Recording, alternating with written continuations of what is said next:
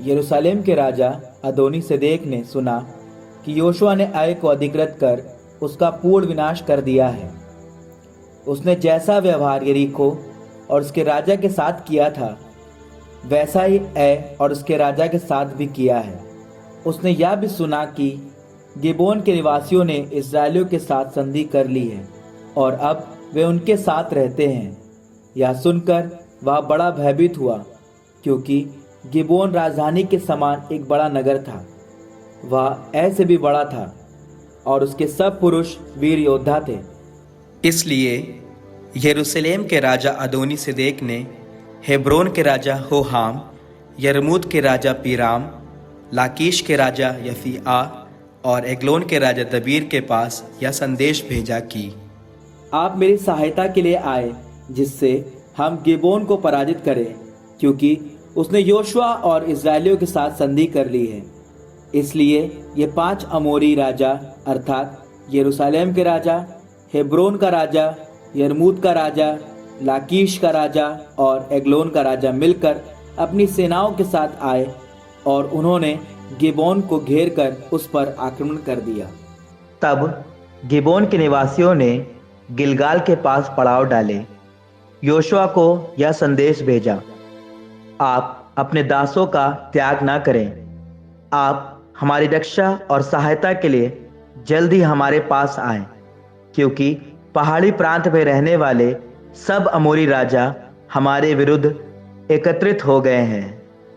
तब योशुआ ने गिलगाल से अपनी समस्त सेना और सबसे वीर योद्धाओं के साथ प्रस्थान किया। प्रभु ने योशुआ से कहा, उनसे नहीं डरो, मैं उन्हें तुम्हारे हाथ दे दूंगा, उनमें कोई भी तुम्हारे सामने नहीं टिक पाएगा। योशुआ उन लोगों पर अचानक टूट पड़ा, क्योंकि उसने गिलगाल से सारी रात यात्रा की थी। प्रभु ने उन्हें इस्राएलियों के सामने से भगा दिया। इस्राएलियों ने उन्हें गिबोन के पास बुरी तरह पराजित किया। इस्राएलियों ने बेत होरोन के पहाड़ी मार्ग पर अज़ेका और मकेदा तक उनका पीछा किया।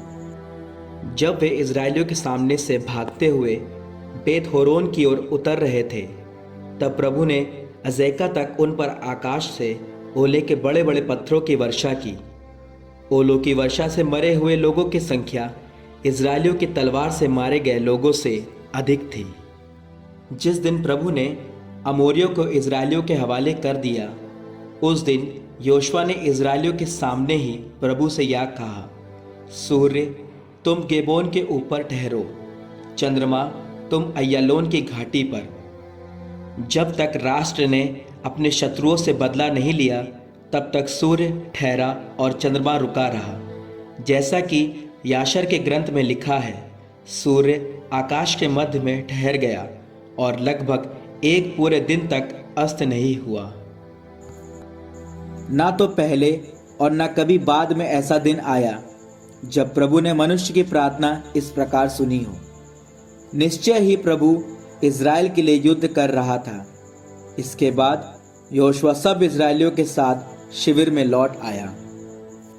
5 राजा भागकर मकेदा की गुफा में छिप गए थे।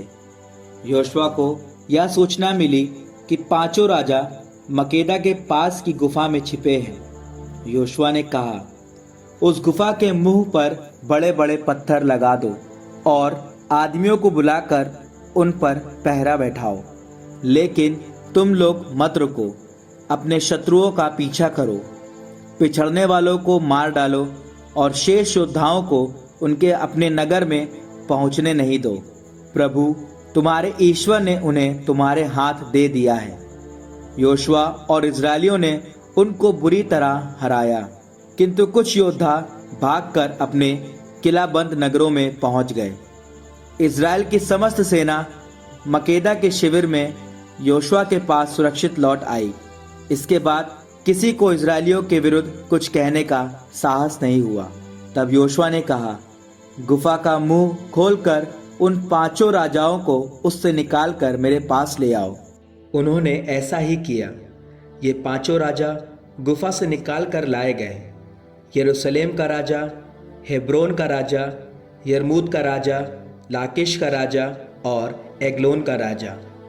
जब ये राजा योशुआ के पास लाए गए, तब योशुआ ने सब इजरायलियों को बुलाकर अपने साथ आए हुए सेनापतियों से कहा, पास आकर इन राजाओं की गर्दन पर अपने पैर रख दो। इस पर उन्होंने पास आकर अपने अपने पैर उनकी गर्दन पर रख दिए। इसके बाद योशुआ ने उनसे कहा, ना डरो और ना घबराओ, दृढ़ बने रहो और ढारस रखो, क्योंकि ऐसा ही व्यवहार प्रभु तुम्हारे सब शत्रुओं से करता रहेगा जिनके साथ तुम्हें लड़ना होगा। इसके बाद योशुआ ने उन्हें मरवा दिया और 5 वृक्षों पर लटका दिया। वे शाम तक वृक्षों पर लटके रहे। वे सूर्यास्त के समय योशुआ की आज्ञा से वृक्षों पर से उतारे गए और उस गुफा में फेंक दिए गए जिसमें वे छिपे थे। गुफा के मुंह पर बड़े बड़े पत्थर रख दिए गए। वे आज तक वहां विद्यमान हैं। उसी दिन योशुआ ने मकेदा को अपने अधिकार में कर लिया। उसने नगर और उसके राजा को तलवार के घाट उतारा। उसने सबका संहार किया और एक को भी नहीं छोड़ा। उसने यरीको के राजा के साथ जैसा किया था, मकेदा के राजा के साथ वैसा ही किया। इसके बाद योशुआ सारे इज़राइल को साथ लेकर मकेदा से लिब्ना की ओर बढ़ा और लिब्ना पर आक्रमण किया। प्रभु ने उसके राजा सहित उसे भी इज़राइलियों के हाथ दे दिया।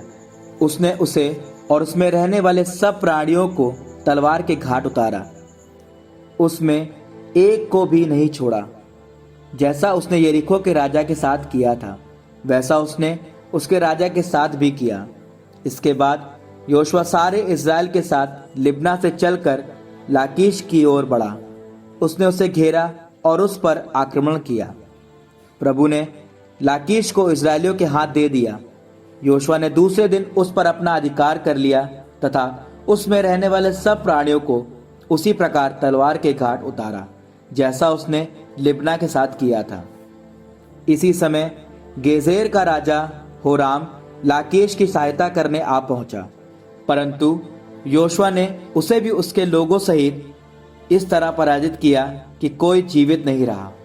तब योशुआ तथा सारा इज़राइल लाकीश से एग्लोन की ओर आगे बढ़ा। उन्होंने उसे घेरा और उस पर आक्रमण किया। उन्होंने उसी दिन उसे अधिकार में किया। उसने नगर और उसके सब प्राणियों को तलवार के घाट उतारा जैसा उसने लाकीश के साथ किया था। इसके बाद योशुआ और उसके साथ सारे इज़राइलियों ने एग्लोन से हेब्रोन की ओर बढ़कर उस पर आक्रमण किया। उन्होंने उसे अधिकार में कर लिया और उसके राजा, उसके सब गांव और उसके सब प्राणियों को तलवार के घाट उतारा। उसने एक को भी जीवित नहीं छोड़ा। उन्होंने उसका और उसके सब निवासियों का संहार किया जैसा उन्होंने एग्लोन में किया था। फिर योशुआ और उसके साथ के सब इज़राइली लोग दबीर की ओर मुड़े और उन्होंने उस पर आक्रमण किया। उन्होंने उसके राजा और उसके सब गांवों को अधिकार में किया और उन्हें तलवार के घाट उतारा। उन्होंने उसके सब निवासियों का संहार किया। योशुआ ने एक को भी जीवित नहीं छोड़ा जैसा उसने हेब्रोन तथा लिब्ना और उसके राजा के साथ किया था, वैसा उसने दबीर और उसके राजा के साथ भी किया। इस प्रकार योशुआ ने पूरा देश अधिकार में कर लिया। पहाड़ी प्रदेश, नेगेब, निचला प्रदेश और पहाड़ की ढलानें। उसने सब राजाओं का वध किया। उसने एक को भी जीवित नहीं छोड़ा। इज़राइल के प्रभु ईश्वर ने जैसी आज्ञा दी थी, उसने वैसे ही सब प्राणियों का संहार किया। योशुआ ने कादेश बरनेत से गाजा तक और गोशेन से गिबओन तक समस्त देश को पराजित किया। योशुआ ने एक ही अभियान में उन सब राजाओं और उनके देशों को अधिकार में किया, क्योंकि प्रभु इज़राइल का ईश्वर इज़राइलियों की ओर से युद्ध करता था। इसके बाद योशुआ सब इज़राइलियों के साथ गिलगाल के शिविर में लौट आया।